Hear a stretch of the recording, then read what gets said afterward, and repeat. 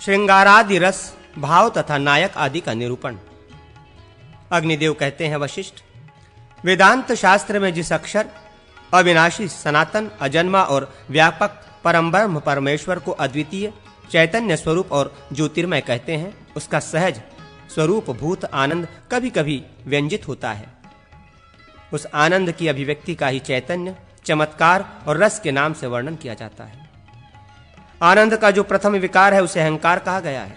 अहंकार से अभिमान का प्रादुर्भाव हुआ। इस अभिमान में ही तीनों लोकों की समाप्ति हुई है।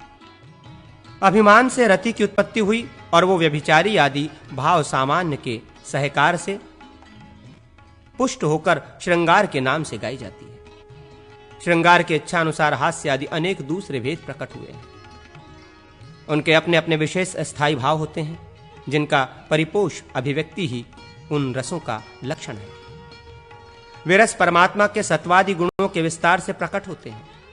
अनुराग से श्रृंगार, तीक्ष्णता से रौद्र, उत्साह से वीर और संकोच से विभत्स रस का उदय होता है। श्रृंगार रस से हास्य, रौद्र रस से करुण रस, वीर रस से अद्वित रस तथा विभत्स रस से भयानक रस की निष्पत्ति होती है।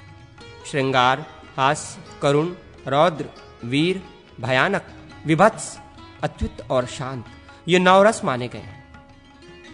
वैसे सहज रस तो 4 श्रृंगार, रौद्र, वीर एवं विभत्स ही हैं।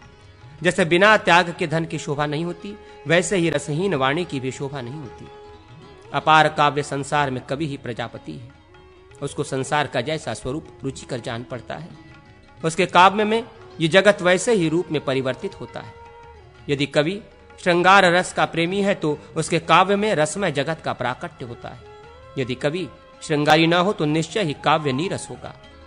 रस भावहीन नहीं है और भाव भी रस से रहित नहीं है, क्योंकि इन भावों से रस की भावना अभिव्यक्ति होती है। भाव्यंते रसाये भी, भावित होते हैं रस इनके द्वारा। इस व्युत्पत्ति के अनुसार वे भाव कहे गए हैं। रति आदि 8 स्थायी भाव होते हैं तथा स्तंभ आदि 8 सात्विक भाव माने जाते हैं। सुख के मनोकूल अनुभव, आनंद की मनोरम अनुभूति को रति कहा जाता है। हर्ष आदि के द्वारा चित्त के विकास को हास कहा जाता है। अभिष्ट वस्तु के नाश आदि से उत्पन्न मन की विकलता को शोक कहते हैं। अपने प्रतिकूल आचरण करने वाले पर कठोरता के उदय को क्रोध कहते हैं। पुरुषार्थ के अनुकूल मनोभाव का नाम उत्साह है। चित्र आदि के दर्शन से जनित मानसिक विकलता को भय कहते हैं। दुर्भाग्यवाही पदार्थों की निंदा जुजुगुप्सा कहलाती है। किसी वस्तु के दर्शन से चित्त का अतिशय आश्चर्य से पूरित हो जाना विस्मय कहलाता है। स्तंभ आदि 8 सात्विक भाव हैं, जो रजोगुण और तमोगुण से परे हैं। भय या रागादि उपाधियों से चेष्टा का अवरोध हो जाना स्तंभ कहलाता है। श्रम एवं राग आदि से युक्त अंतःकरण के शोभ से शरीर में उत्पन्न जल को स्वेद कहते हैं।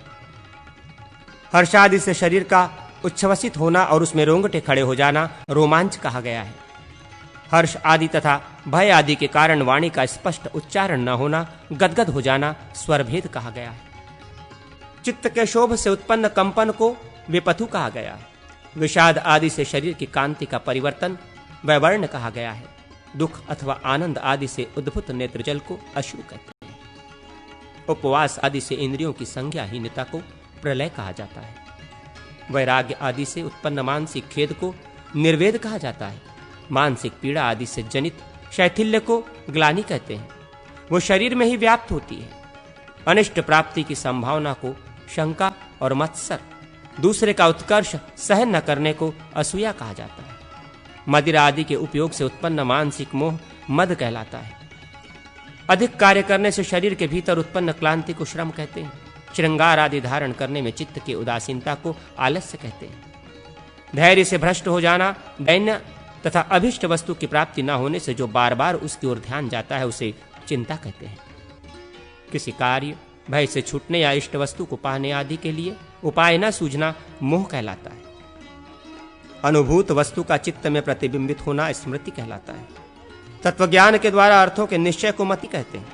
अनुराग आदि से होने वाला जो कोई अकथनीय मानसिक संकोच होता है उसका नाम वृडा या लज्जा है। चित्त की अस्थिरता को चपलता और प्रसन्नता को हर्ष कहते हैं। प्रतिकार की आशा से उत्तुक्न अंतःकरण की विकलता को आवेश कहा जाता है। कर्तव्य के विषय में कुछ प्रतिभा न होना जड़ता कही जाती है। अभिष्ट वस्तु की प्राप्ति से बढ़े हुए आनंद या संतोष के अभ्युदय को धृति कहते हैं। दूसरों में निकृष्टता और अपने में उत्कृष्टता की भावना को गर्व कहा जाता है। इच्छित वस्तु के लाभ में दैव आदि से जनित विघ्न के कारण जो दुख होता है उसे विषाद कहते हैं। अभिष्ट पदार्थ की इच्छा से जो मन की चंचल स्थिति होती है उसका नाम उत्कंठा या उत्सुकता है। अस्थिर हो उठना चित्त और इंद्रियों का अपस्मार है। युद्ध में बाधाओं के उपस्थित होने से स्थिर न रह पाना त्रास माना गया है तथा चित्त के चमत्कृत होने को विप्सा कहते हैं। क्रोध के शमन न होने को अमर्ष तथा चेतनता के उदय को प्रबोध या जागरण कहते हैं। चेष्टा और आकार से प्रकट होने वाले भावों का गोपन अभिहित्य कहलाता है।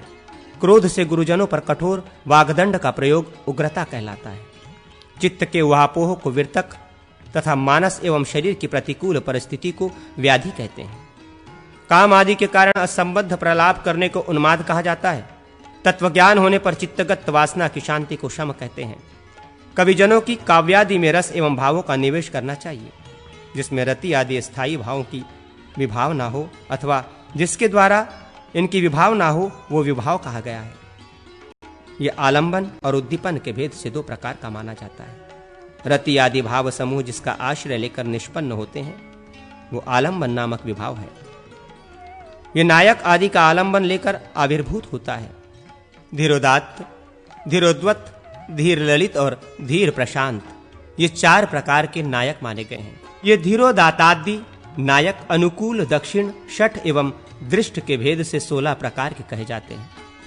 पीठमर्द, विट और विदूषक ये तीनों श्रृंगार रस के नायक के नर्म सचिव अनुनायक होते हैं। पीठमर्द श्रीमान एवं नायक के समान बलशाली सहायक होता है। विट धूर्त नायक के देश का कोई व्यक्ति होता है। विदूषक प्रहसन से नायक को प्रसन्न करने वाला होता है। नायक की नायिकाएं भी 3 प्रकार की होती हैं, स्वकीया, परकिया एवं पुनर्भु। पुनर्भु नायिका कौशिकाचार्य के मत से है। कुछ पुनर्भु नायिकाओं को न मानकर उसके स्थान पर सामान्य की गणना करते हैं। इन्हीं नायिकाओं के अनेक भेद होते हैं। उद्दीपन विभाव विविध संस्कारों के रूप में स्थित रहते हैं। ये आलंबन विभाव में भावों को उद्दीप्त करते हैं। 64 कलाएं कर्मादि एवं गीतिकादि के भेद से 2 प्रकार की होती हैं। कुहक और स्मृति प्रायः हासोपहारक है। आलंबन विभाव के उद्बुद्ध संस्कार युक्त भावों के द्वारा स्मृति, इच्छा, द्वेष और प्रयत्न के संयोग से किए हुए मन, वाणी, बुद्धि तथा शरीर के कार्य को विद्वजन अनुभाव मानते हैं। सर्वत्र अनुभयते उत अनुभवती। आलंबन में जो अनुभूयमान है अथवा आलंबन में जो दर्शन के बाद प्रकट होता है, इस प्रकार अनुभाव शब्द की निरुक्ति व्युत्पत्ति की जाती है। मानसिक व्यापार की बहुलता से युक्त कार्य मन का कार्य कहा जाता है। वो पौरुष पुरुष संबंधी एवं स्त्रैण स्त्री संबंधी 2 प्रकार का होता है। वो इस प्रकार भी प्रसिद्ध है। शोभा, विलास, माधुर्य, ऐस्थैर्य, गांधीर्य, ललित, औदार्य तथा तेज ये 8 पौरुष कर्म हैं।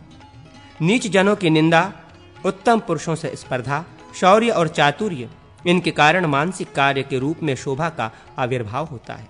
जैसे भवन की शोभा होती है। भाव, हाव, हेला, शोभा, कांति, दीप्ति, माधुर्य, शौर्य, प्रगल्भता, उदारता, स्थिरता एवं गंभीरता ये 12 स्त्रियों के विभाव कहे गए हैं। विलास और हाव को भाव कहते हैं। ये भाव किंचित हर्ष से प्रादुर्भूत होता है। वाणी के योग को वागारंभ कहते हैं। उसके भी 12 भेद होते हैं।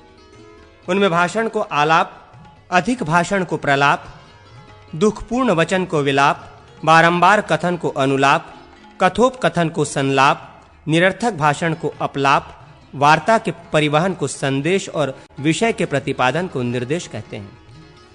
तत्व कथन को अतिदेश एवं निस्सार वस्तु के वर्णन को उपदेश कहा जाता है। शिक्षापूर्ण वचन को उपदेश और व्याजोतिक्त को व्यपदेश कहते हैं।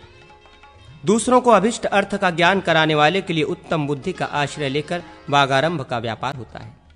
उसके भी रीति, वृत्ति और प्रवृत्ति ये 3 भेद होते हैं। रीति निरूपण। अग्निदेव कहते हैं, वशिष्ठ, अब मैं वाग्विद्या काव्यशास्त्र के सम्यक परिज्ञान के लिए रीति का वर्णन करता हूं। उसके भी 4 भेद होते हैं। पांचाली, गौड़ी, वैदर्भी तथा लाटी। इनमें पांचाली रीति उपचार युक्त कोमल एवं लघु समासों से समन्वित होती है। गौड़ी रीति में संदर्भ की अधिकता और लंबे लंबे समासों की बहुलता होती है, वो अधिक उपचारों से युक्त नहीं होती। वैदर्भी रीति उपचार रहित सामान्यतः कोमल संदर्भों से युक्त एवं समास वर्जित होती है। लाटी रीति संदर्भ की स्पष्टता से युक्त होती है, किंतु उसके समास अत्यंत स्पष्ट नहीं होते।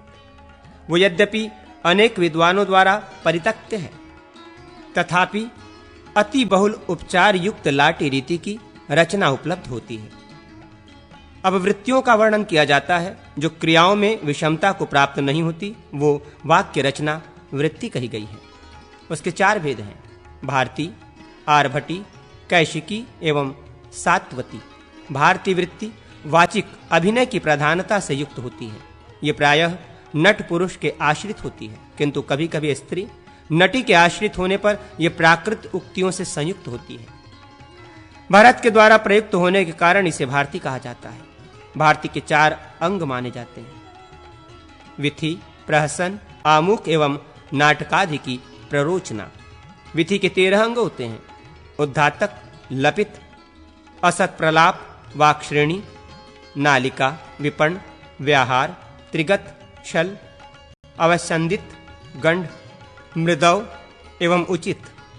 तापस आदि के परिहास युक्त वचन को प्रहसन कहते हैं। आर्भटी वृत्ति में माया, इंद्रजाल और युद्ध आदि की बहुलता मानी गई है। आर्भटी वृत्ति के भेद निम्नलिखित हैं: संक्षिप्तकार, पात तथा वस्तुत्यापन। नृत्य आदि में उपयोगी आंगिक कर्म। अग्निदेव कहते हैं, वशिष्ठ, अब मैं अभिनय में नृत्य आदि के समय शरीर से होने वाली विशेष चेष्टा को तथा अंग प्रत्यंग के कर्म को बताता हूं। इसे विद्वान पुरुष आंगिक कर्म मानते हैं। ये सब कुछ प्रायः अबला जनों के आश्रित होने पर विच्छत्ति विशेष का पोषक होता है। लीला, विलास, विच्छित्ति, विभ्रम, किलकिंचित, मोट्टाइत, कुमट्टित, विबोक, ललित, विहर्त, क्रीडित तथा केली, ये नायिकाओं के यौवन काल में सहज भाव से प्रकट होने वाले 12 अलंकार हैं। आवरण से आवृत स्थान में प्रियजनों की चेष्टा के अनुकरण को लीला कहते हैं। प्रियजन के दर्शन आदि से जो मुख और नेत्र आदि की चेष्टाओं में कुछ विशेष चमत्कार लक्षित होता है, उसको सहृदय जन विलास कहते हैं। हर्ष से होने वाले ह्रास और शुष्क रुदन आदि के मिश्रण को किलकिंचित माना गया है। चित्त के किसी गर्वयुक्त विकार को बब्बोक कहते हैं। इस भाव के उदय होने पर अभिष्ट वस्तु में भी अनादर प्रकट किया जाता है। सकुमार्य जनित चेष्टा विशेष को ललित कहते हैं। सिर, हाथ, वक्षस्थल, पार्श्वभाग ये क्रमशः अंग हैं। भ्रूलता, भौं आदि को प्रत्यंग या उपांग जाना जाता है। अंग प्रत्यंगों के प्रयत्न जनित कर्म चेष्टा विशेष के बिना नृत्य आदि का प्रयोग सफल नहीं होता। वो कहीं मुख्य रूप से और कहीं वक्र रूप से साधित होता है। आकंपित, कंपित, दुत, विद्युत, परिवाहित, आधूत, अवधूत, अंजित, निहंजित, परावृत, उक्षिप्त, अधोगत एवं लोलित ये 13 प्रकार के शीर्कर्म जानने चाहिए। भ्रूकर्म 7 प्रकार का होता है। भूसंचालन के कर्मों में पातन आदि कर्म मुख्य है। रस, स्थायी भाव एवं संचारी भाव के संबंध से दृष्टि का अभिनय 3 प्रकार का होता है। उसमें भी 36 भेद होते हैं, जिनमें 10 भेद रस से प्रादुर्भूत होते हैं। कनिनिका का कर्म, भ्रमण एवं चलनादि के भेद से 9 प्रकार का माना गया है। मुख के 6 तथा नासिका कर्म के 6 एवं निश्वास के 9 भेद माने जाते हैं। ओष्ठ कर्म के 6, पाद कर्म के 6, चिबुक क्रिया के 7 एवं ग्रीवा कर्म के 9 भेद बताए गए हैं। हस्त का अभिनय प्रायः असंयुक्त तथा संयुक्त 2 प्रकार का होता है। पताक, त्रिपताक, करकरीमुख, अर्धचंद्र, उत्काराल, शुकतुंड, मुष्टि, शिखर, कपित, कटकामुख, सुचास्य, पद्मकोश, अतिशिरा, मृगशीरक, कामूल, कालपद्म, चतुर, भ्रमर, हंसास्य, हंसपक्ष, संदश, मुकुल, उर्णनाभ एवं ताम्रचूड़। असंयुक्त हस्त के ये 24 भेद कहे गए हैं। संयुक्त हस्त के 13 भेद माने जाते हैं। अंजलि, कपोत, करकट, स्वस्तिक, कटक, वर्धमान, असंग, निषद, दोल, पुष्पपुट, मकर, गजदंत एवं बहिस्तंभ। संयुक्त करके परिवर्धन से इसके अन्य भेद भी होते हैं। वक्षस्थल का अभिनय, आभुग्न, नर्तन आदि भेदों से 5 प्रकार का होता है। उदर कर्म, अनतक्षाम, खल्व तथा पूर्ण 3 प्रकार के होते हैं। पार्श्व भागों के 5 कर्म तथा जंघा के भी 5 ही कर्म होते हैं। नाट्य नृत्य आदि में पाद कर्म के अनेक भेद होते हैं।